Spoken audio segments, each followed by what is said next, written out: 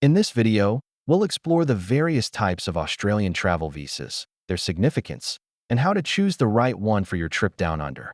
Australia offers a variety of travel visas. Let's take a quick look at the primary categories you'll need to consider. First up, we have visitor visas. These are designed for tourists looking to enjoy everything Australia has to offer, whether it's sightseeing or visiting family. Next, let's discuss working holiday visas, which allow young travelers to work while exploring the beautiful landscapes of Australia.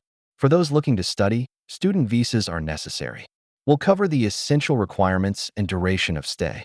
If you're traveling for business, we'll delve into the different types of business visas and how to apply. Australia also offers specialized visas for cultural and sports exchanges. Let's take a closer look at these unique opportunities.